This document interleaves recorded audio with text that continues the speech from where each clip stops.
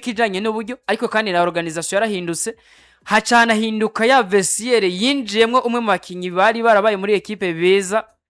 abantu bavuga ngo bamaze igihe kirekire hanze ariko bari barabaye muri Primus League Burundi bayizi Cedric Kamizi umwe mu bakinyi bashobora kugenda akagira icabwiye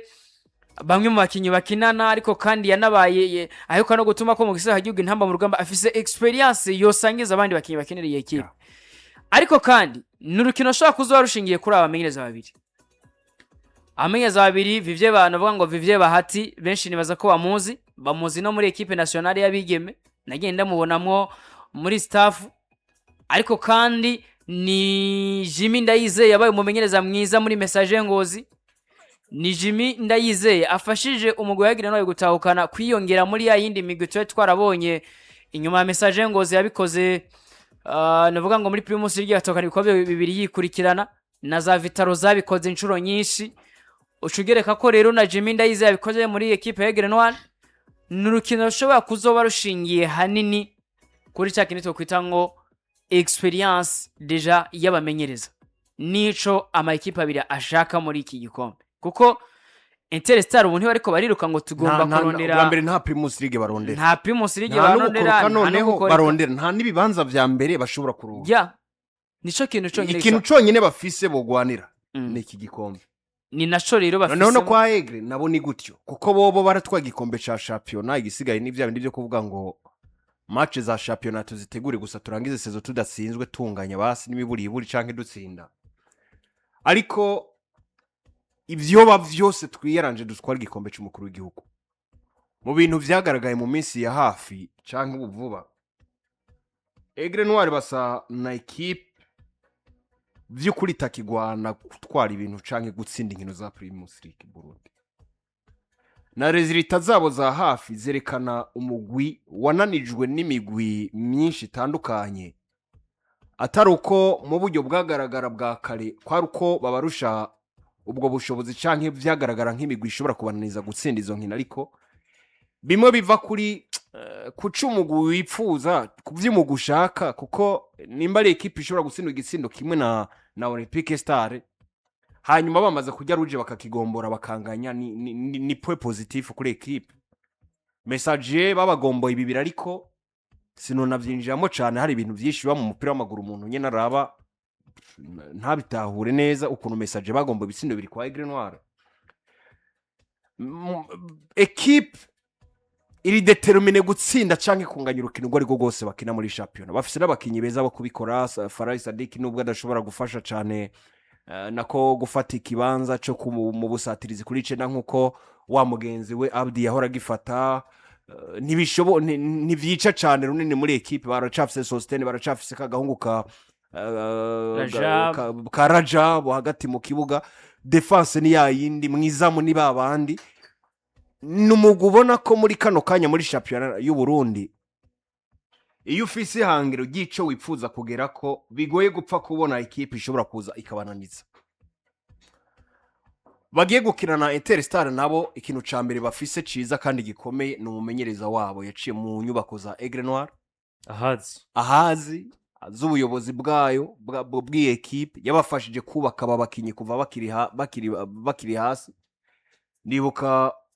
mumenyereza wa Vitaro Football Club avuga kuri equipe ya Aigle Noir ubwo bakina mu rukino rw'ibanze bavuga ati je bujya zijya nyubako ndazizi ntimubone ngo baraje hano ngo baraza gupfa kunsinda twabonye uko bakinye Vitaro Football Club imbere ya Aigle Noir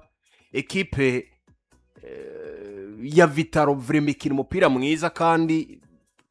nubwo bitagenze neza ngo batsinda ariko berekana ballon nziza equipe determine ya Aigle Noir bakora kwinsinzi twabonye Aigle Noir nka equipe muri no misi isa nigomba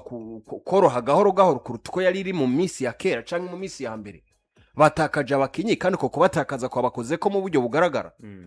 n'uru rukino banakinyi na New Force Academy uravyiruka abakinyi barabatanguje mu kibuga sabakinyi babi kuri equipe nk'iyi tanguje Omar Ramadan watanguje Nicolas Kanyamukenke watanguje Jean mu kibuga rahari uri mwengu yatanguye mu kibuga watanguje Rajab Mukiza ari mu kibuga Sosthene ari mu kibuga Saidi Fataka ari mu kibuga Farai ari mu kibuga ariko equipe irakananizwa igatsinda igitsindo kimwe cyose mu rukino gose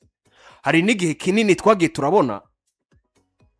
bananigwa no gutsinda igitsindo imbere ya ekipe vyagaragara ko bagiye kunyagira ariko bikanga ukabona ko bayitsinze vyagoranye cyane. Ekipe ya Beje bayitsinze gute n'ivyari bibiri kuri kimwe. Hari gihe kinini rero turiko turabona Aigle Noir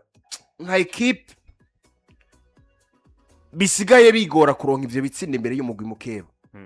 Bagiye gukina na Interstar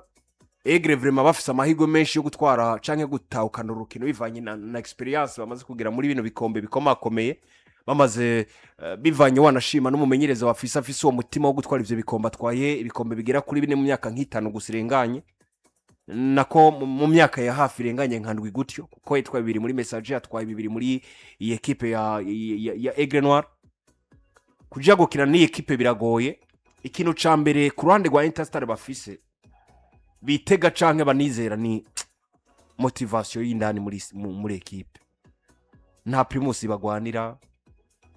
primus vyayo bararetse nyene iyo bazogera nyene naho nta kundi. Muri Coupe du Président bagomba kugitahukana bafise umukinyi afise uwo mutima wo gutsinda ama equipe akomeye yitwa Cedric Kamis. Yinjiza iyo mentalite mu bakinyi abafasha gukontorora match. Bafise mumenyereza yitwa Vivier bahati ivyo urugendo gwe nitwo bigaruka ko ariko numumenyereza mwiza muri championnat y'u Burundi. Yamaze sinzi neza muri koje mu vyo mbona mu kibuga no kumenga yamaze guhabwa responsibility yo gukora vyinshi ashoboye kugira ngo equipe igeze mu bwiza bwinshi muri equipe ya Interstar. Bafise ba Farai Sadik nako uyu muhungu akagahungu kitwa Abedi Farai bo Aigle Noir baje gute yakoze. Bafise Abedi rakoze yuravye kunuga control tempo y'urukino yuravye vraiment ko kitwara ni ibintu babiryoshe kuraba. Sinaba gusa bafise kalite nyinshi muri equipe ya Interstar kuva no mu izamu. N'urukino ruzoba rukomeye runagoye cyane go predicting ibizoruvamo ariko iyo naravye canke ukiyumvira utegezwa kuvuga ngo Aigle Noir bazotsinda match canke bayinganye. Aigle nivyo ne equipe itari kwiratsinda muga ne equipe idatsinda. Aigle ne equipe iri determine gutwara ibintu byose muri no mwaka. Bafise iyo squad, bafise uwo mumenyereza, bafise iyo motivation muri club. Biroroshe ko muri Interstar ushobora kubwira abakinyi ngo buri mukinyi nzo muhasamire canke desi Jaba nawe akavuga ngo ndashaka akantu kugira ngo dutsinde iyi match ariko kwa Aigle Noir umuyobozi agaca babwira ngo ndabaha 600 ndabaha miliyoni kuri iyi match. Rero ni ibintu bitandukanye ko ama equipe abayeho mugabo je ku bwanje mbona ku ruhande rwa Aigle iyi match bazoyitsinda canke bayinganye me n'umumenyereza yitwa Vivier bahatarafise ikintu cyo go propose imbere ya equipe ya Aigle Noir. Ubwo nuko iyo ni equipe ya mbere yatomboye. Indi yahabaye ni equipe ya Vitalo Football Club yatomboye equipe ya Flambeau du Centre. Vitalo mu minsi myiza mu gice ca kabiri ca Primus League. Flambeau du Centre mu minsi isa n'iyitorohewe mu gice ca kabiri ca Primus League. Ariko no kuva imbere ya Kizuka Mandarine wabona ko vyabaye ibibazo barindira za Tirobi. Ndavuga mu gice giheze muri Coupe du Président. Adu iyo nitombora two kwitega mwiki kuri ama equipe yose. Ya na equipe abiri bisa nkaho mwaka kanya resulta zigaragaza ko n'ubundi Vitali iri hejuru. Vitali yabaye nziza muri navuga ngo muri Primus League phase retour bisa nkaho ariho yabaye nziza cyane gusumba uko Vitali twayibonye mu mwaka canke muri phase ari gifiswe na Gustave niyo nkuru. Equipe yatanguranye na Gustave za kuba yivamo za kuba yerekeza mu gihugu cy'u Rwanda muri equipe ya Rusiro baza kuba bifashisha Robert Bimenyimana yabaye muri Primus League nivyo yanaciye mu migwi myinshi igiye itandukanye harimo meme na Olympique Star yo mu ntara ya Muyinga yaraciye muri izi ntamba mu rugamba z'abakiri bato yidisete yaheruka muri Sekafa nayo nyene nabonye umenga yararimo muri staff. Bivuze ngo rero ni Vitalo phase retour bisa nkaho yari determine gusumba navuga ngo gusumba uko twabona muri faze yari imeze. Faze ruturo bisa nkaho yaje imeze neza kugeza maka kanya kuva batanguye kuba bakina faze ruturo muri Primus League Burundi. Vitaro nimwe mu makipe ishobora kwifisa resultat nziza kuko batsinzwe urukino rumwe rwonyene, batsinzwe na Aigle Noir the Fighters binjijemo umwe mu banyegori bari barabaye beza muri ekipe ya Aigle Noir, yari yabaye mwiza mu mwaka uheze. Nubwo novuga ngo hariho ivyari vyagiye bimufatira Jamari Harimana kuva yinjiye muri ekipe ntarigera asindwa urukino. Novuga ngo Aigle Noir novuga ngo ekipe ya Vitaro ntirasindwa urukino na rumwe, bivuze ngo ni ekipe vy'ukuri faze ruturo bisa nkaho iri hejuru cyane. Irashobora no kuba rimwe mu ekipe faze ruturo yatsinze ibitsindo byinshi kuko niyo ekipe yatanguye kubitsinda Garage ibitsindo bigera kuri 8 kuri kimwe, nyuma yaho Garage yari yakubise rane yo guhera kuri June ya 15 itariki iratsindwa na rimwe, ariko biza kuba bitekurukana igeze imbere ya Vitaro itsindwa ibitsindo bigera kuri 8 byose kuri kimwe. Twagumye tubona Vitaro yabaye nziza, ifise abakinyi beza abakinyi beza navuga ngo bashobora kubabona ifasha, ariko kandi n'umumenyereza wabo Robert Bimenyimana arakubwira ngo ico tukeneye twebwe nka ekipe ya Vitaro dukeneye kuba twoba muri zine za mbere canke Big 4 ya Primus League Burundi, ariko kandi turakeneye kuba twotahukana igikombe citiriwe umukuru w'igihugu. Ugiye ukanabaza bamwe mu bakunzi b'iyi ekipe canke hagiye hatandukanye bakubwira ngo vyakakanye ekipe tubona iri seri igomba bishoboka ko yotwara igikombe cy'umukuru w'igihugu, amahirwe menshi aragenda kuri Vitaro. Nivyo hari amakipe amwe twabona ko afise amahirwe ariko ntivyakunda, ariko vyakakanye ushiringiye kuri Vitaro ishobora kuba vyakakanye maze inkino zigera kuri 10 itariki iratsindwa muri Primus League Burundi. Nivyo turiko twarabahiziza za Aigle Noir, ariko Vitaro ni imwe mu bakipe zifise resultat nziza tutitaye ngo yatsinze urukino rumwe ngo Aigle Noir. Nimwe makipe ashobora kuba afise resultat nziza muri faze retour za Primus League Burundi. Ugaca ugenda kuri iyi ekipe bayihuje nayo ya Flambeau du Centre, ekipe yindije umumenyereza wayo novuga ngo faze retour yindije Sabo Paris asubire Jean Dodi, yari yafashije ekipe kuja mu nkino za CAF Confederation Cup, anayigeza muri round ya kabiri ko bakuyemo na ekipe ya Singida Black Stars nyuma yaho bari bakuyemo iyi Al Akdal. Bituma rero novuga ngo resultat canke umusaruro na vestiaire vyagiye bivugwa hariya bizana umusaruro utari mwiza muri Flambeau du Centre, bahitamo kumusezerera. Kuri juru ya 17 bayitanguranye n'umumenyereza Sabo Paris yaravuye muri ekipe ya Vision, ariko kandi yari yanaciye no muri Vitaro, aza kubaza muri ekipe rero ya Flambeau du Centre. Vyasa nkaho twabona ngo Flambeau du Centre yaguze abakinyi benshi bagiye batandukanye muri mu kwezi kwa mbere, nyuma yaho yari yatakaje ba Faustin Likau, yari yatakaje novuga ngo ba Edison Munabari babaye beza mu mwaka weze, yari yatakaje meme na Mosi Ndumwe yari yabaye umukinyi mwiza mu mwaka weze, aja muri Singida Black Stars. Bituma rero iyi Flambeau du Centre tubona ngo ubwo bahinduye umumenyereza wayo Rukundo Jean Dodi bakazana Sabo Paris, bishoboka ko hariho ikindi kintu ciza bategekanya ko babonye uburyohe bwo kuba bose ruka mu nkino nyafrika za CAF Confederation Cup. Ariko vyaranashoboka ko kuri iyo juru ya 17 yasanze navuga ngo yinjiriye ko muri ekipe ya Flambeau du Centre, byashoboka ko iyi ekipe bishoboka ko yari no kuba yona yifasha gutahukana igikombe ca Primus League Burundi, kuko kuri juru ya 17 yasanze Flambeau du Centre n'ubundi barizo mu kibanza ca gatatu, yari ya gatatu muri Primus League Burundi, ariko byari binagoye ariko bivanye n'amanota rega barushwa na ekipe ya Aigle Noir. Byari bigoye nubwo na Aigle nayo wavuga ngo nta wuzi kigiye kwiba kuko yatakaje abakinyi, ariko byari bigoye ariko byasa nkaho bishoboka arashika rero. Navuga ngo muri ekipe biza kuba bimugora, nivyo yashitse atsinda inkino zitatu za Olympique Stars Messager Ngozi ndetse na Vision, inkino ziwo zitatu za mbere yarazitsinze, ariko guhera kuri juru ya 20 no mu mamenyereza batsinzwe zimwe mu nkino yarafishe, harimwo kuko yaciye atsinda urukino rwa Vitaro match ya Interestare nayo yakurikije ko benshi nibaza ko bavyibuka ivyaciye biba ku munyereza mu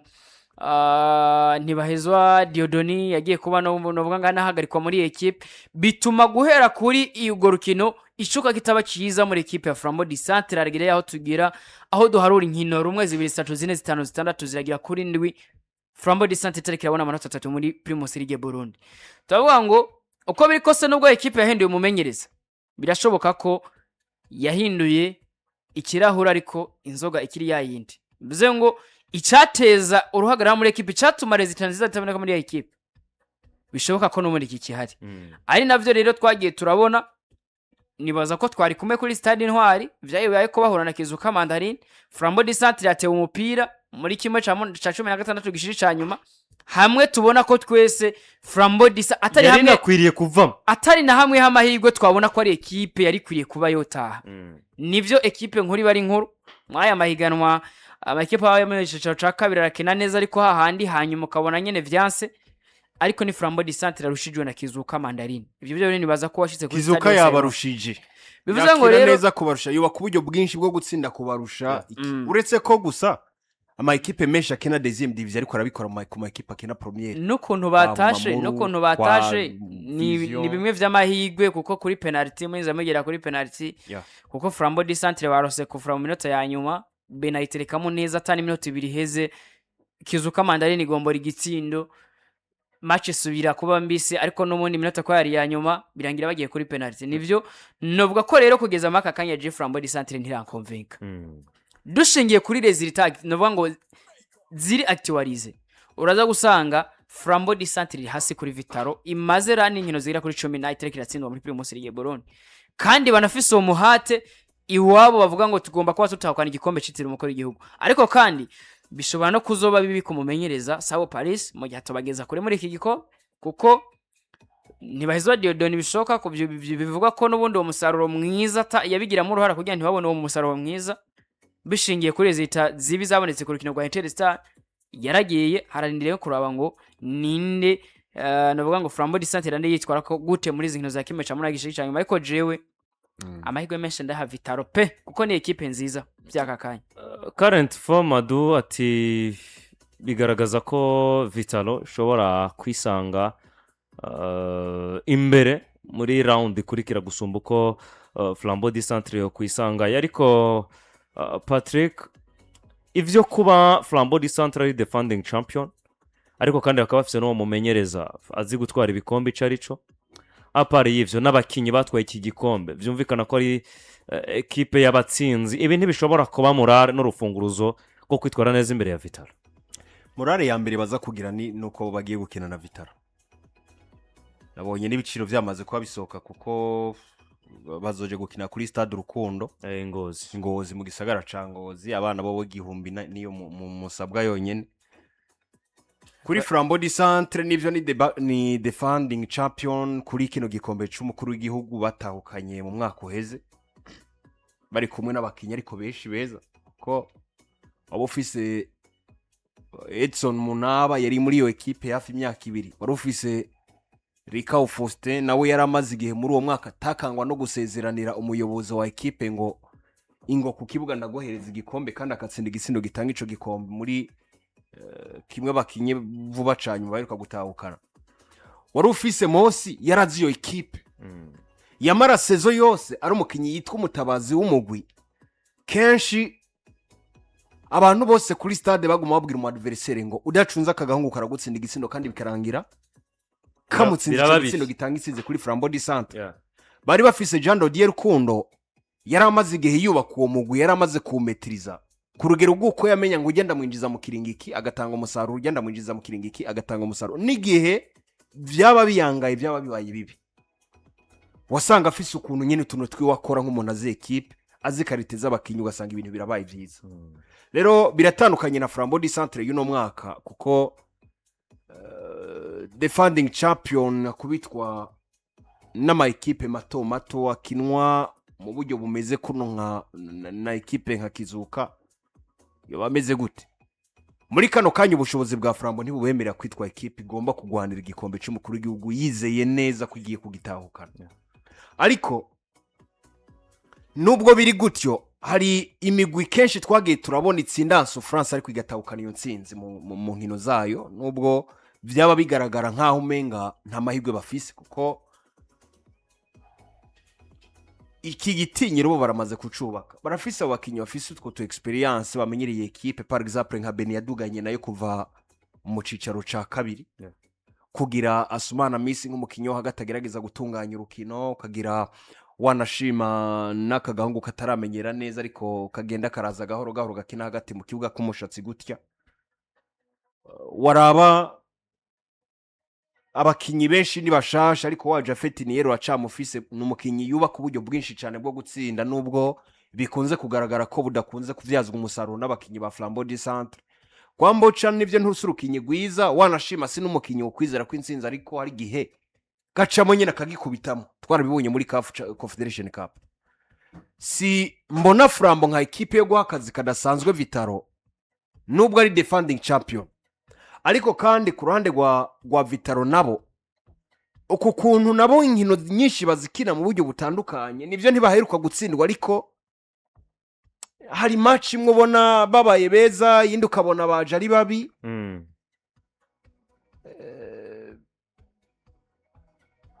ni ibintu novuga bigoye ni ibintu bigoye gupfa gupredictinga Vitaro ekipe ifise abakinyi 11 beza ikagira n'abasubirizi beza ibi ni bimwe mu bintu biha amahigwe izi ekipe ziba ziriko ziragwana muri championnat ndetse mu gikombe cy'umukuru w'igihugu kuko icakabaye gisamaza Vitaro cari cakindi gusa kivuga ngo turinjira muri Big Four ryari ariko ko afise squad nini uyu munsi ubu ufise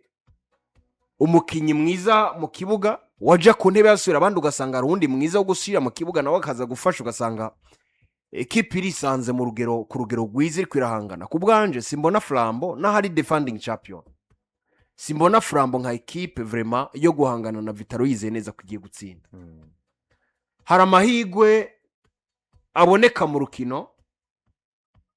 kuko football umupira bavuga ngo uradunda hari amahigwe ashobora kuboneka Benira koza ashobora gutera kufuraka gutsinda ico gitsindo bika mukakihagarara ko neza mukakijyama kugasanga birakunze ko munganya canke munatsinda ariko ubushobozi ntibwemera Flambeau du Centre gutsinda Vitaro biragoye ko Flambeau du Centre bashobora kuza ngo batsinde ekipe ya Vitaro Football Club yes nivyo birumvikana ko ama ekipe yabo yo gutomborana akomeza gutomborana ariko imbere yuko turaba n'izindi uko zatomboranye reka mbanze ndabumvishe buno butumwa kuko buturaba twese wega birano kira kugenda n'amaguru cakemutse ndakurahiye habaye iki uti habaye iki kurugutura amatwi ndakuyagire jewe ivyo kugenda n'amaguru nasezeye pe uribuka fiyakire w'Igitega na Jane w'Inyanzarake uko bategase muri iyi misi n'ubuganuke bwa Econet ndabibona aha rero mu kudufasha kurangiza umwaka neza no gutanga urundi turi mu kanyamuneza ntangere Econet iduhaye yandi mahigwe muri tombora Econet irabakunda imaze umwaka itagatisha abanywanyi aho kuva muri Kigarama umwaka uheze duhiganirwa gutsindira amamoto 2 n'imodoka y'umwakaka zimwe ziharawe mbere zitwara n'abantu benshi bita Voxi none kugira ngo umuntu yinjiye muri tombora bisaba iki kugira uyicemwo ubwirizwa kuba ufise carte simu ya Econet kuta ifise nawe acengera agasahara ibiro vya Econet akayigura amafaranga 5,000 gusa maze agacamanya muryango ba Econet kugira rero wemererwe kuja muri tombora usabwa kuba warahamagaye niburi iminota 25 canke irenga ku kwezi bikaguharira amanota akongereza amahigwe yo gutsinda urambariye kurabarira amanota yawe uca ufyonda akanyenyeri 123 akadirisha Econet isuye kubazanira tombora kugira muje mubatsindira amamoto n'imodoka nziza itagase yitwa Voxi hamagara ushikana iminota 25 ku kwezi uburose amahigwe yo gutombora iyo promotion izomara amezi 3 Econet irabakunda Econet wireless